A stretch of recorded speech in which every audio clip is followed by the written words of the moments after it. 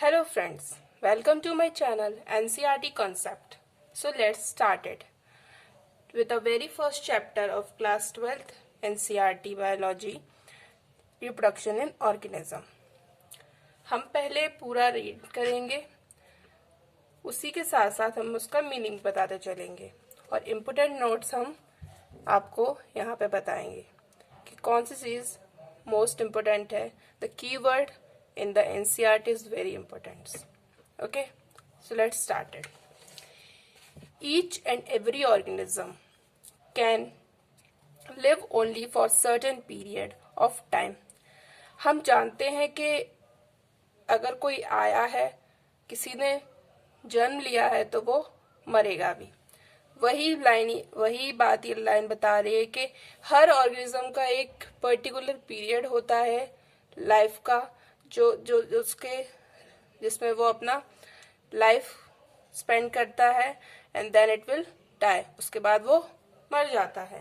ये एक natural process है. So the period from birth to the natural death of an organism represent its life cycle. Life cycle क्या होती है? किसी भी ऑर्गेनिज्म की लाइफ साइकिल क्या होती है?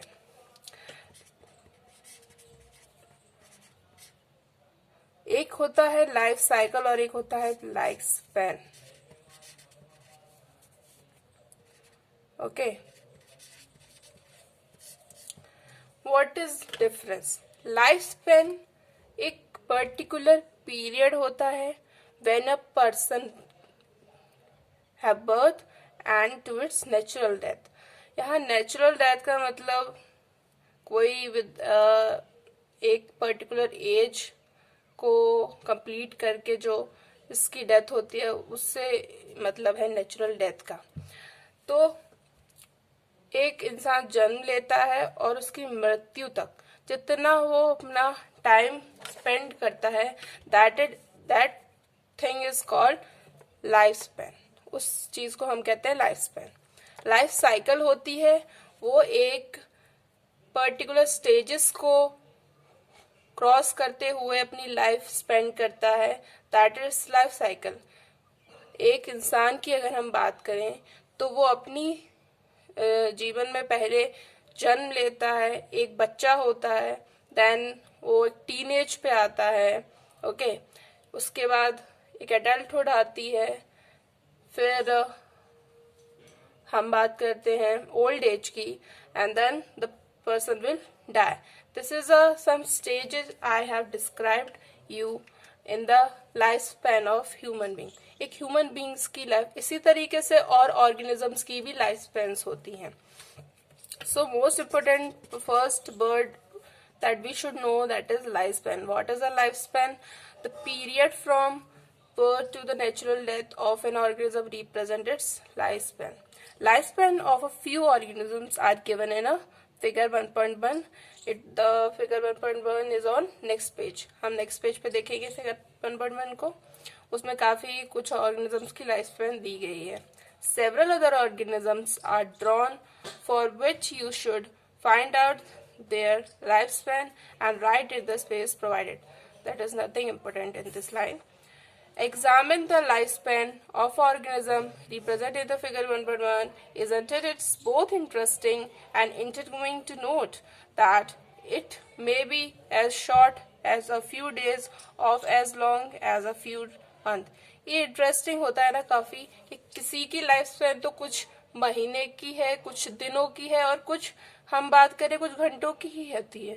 पर कुछ लोगों की लाइफ स्पैन, कुछ ऑर्गेनिज्म्स की life span thousands of year होती है. ओके, तो हम यही चीज देखते हैं कि कितना वैरायटी ऑफ रेंज करता है organism to organism life span का पीरियड. ओके, फिर हम बात करते हैं to the next line. Between these two extremes are the lifespans of most other living organism. हम देखते हैं एक बहुत ही कम लाइफ स्पैन वाला ऑर्गेनिज्म है और एक बहुत ज्यादा लाइफ स्पैन वाला ऑर्गेनिज्म है. इस बीच का जो डिफरेंस है वो काफी ज्यादा आपको इंटरेस्ट देने वाला है. You may note that the lifespan of organisms are not necessarily correlated with their size. आप आगे चल के जब फिगर्स देखेंगे तो आपको ये नोट होगा कि किसी भी ऑर्गेनिज्म का साइज उसकी लाइफ स्पैन नहीं बता सकता. आप ये नहीं कह सकते एक चींटी बहुत छोटी साइज की है तो वो कुछ घंटे जिएगी या कुछ दिन तक ही जिएगी, या फिर एक हाथी बहुत बड़ा है तो वो बहुत सालों तक जिएगा. That will not correlated. The size and the life span of organism is not correlated words. Okay, so this line is very important. The size of a crow and a parrot are not very different. हम देखते हैं कि crow और parrot का size में कोई ज्यादा difference नहीं होता, पर उनके लाइफ स्पैन में बहुत डिफरेंस होता है. तो आप इस एग्जाम्पल से क्या बता सकते हैं कि क्रो और पैरट में डिफरेंस उनके लाइफ स्पैन और उनके साइज का. नेक्स्ट एग्जाम्पल एनसीईआरटी में दिया गया है mango tree and people tree का. ये दोनों का साइज भी ऑलमोस्ट कंपेरेबल होता है सेम, बट मैंगो ट्री की लाइफ स्पैन छोटी होती है as compare to the peepal tree. Size तो ऑलमोस्ट सेम सा ही होता है. पैरट और क्रो का भी ऑलमोस्ट सेम है, पर their life span is different. तो इसमें जो एग्जाम्पल आपको याद रखने हैं किसके दिए हैं एनसीईआरटी ने, पहला आपको याद रखना है क्रो एंड पैरट का. Their size same but life span जो है उनका वेरी वाइड डिफरेंस. ओके, बात करते हैं हम दूसरे एग्जाम्पल की. तो कौन सा दिया है, mango tree and people tree का. इनका भी साइज ऑलमोस्ट सेम ही होता है, बट इनकी लाइफ स्पैन वेरीज. ओके, तो ये इम्पोर्टेंट एग्जाम्पल जो हमें पता है कि पूछ सकते हैं कि एनसीईआरटी में भाई कौन से एग्जाम्पल दिए हैं लाइफ स्पैन को समझाने के लिए with whether it is related with the size. So this are the example. Next thing, whatever be the lifespan, death of every individual organism is a certainty. Life span कुछ भी हो, पर एक organism एक इंडिविजुअल की death तो certain है, वो हम चेंज नहीं कर सकते. हम ये कह सकते हैं कि नो इंडिविजुअल इज इमॉर्टल. कोई भी यहाँ पे मतलब हम कहते हैं अमर नहीं है. ओके, कोई भी ऑर्गेनिज्म इंडिविजुअल अमर नहीं है. एक्सेप्शन दिया गया है, that is single celled organism. Exception क्या दिया गया है, सिंगल सेल ऑर्गेनिज्म, बाकी सब इमॉर्टल है.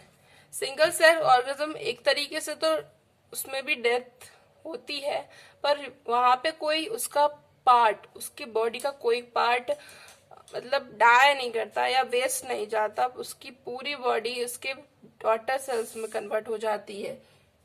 ठीक है, यही हम बात करते हैं सिंगल सेल ऑर्गेनिज्म में.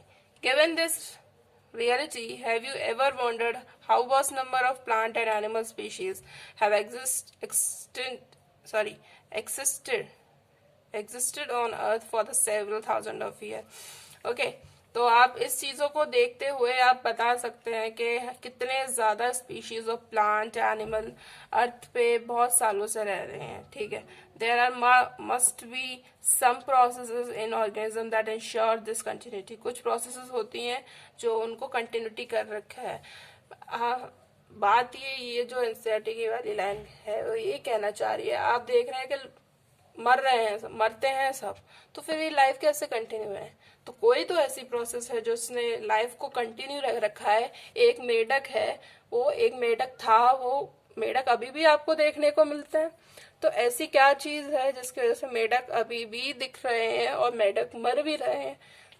तो वही प्रोसेस जिसके बारे में हम पूरी इस चैप्टर में डिस्कशन करेंगे, that is yes we are talking about reproduction, something that we take for granted. Okay, So we will meet in next video. Okay, so stay connected with me, and if you like, please like, subscribe and comment for my efforts. And if you find any of the problem in the video, or you are not disappointed with any of the thing, please comment so that we can improve our next video. Thank you and have a nice day.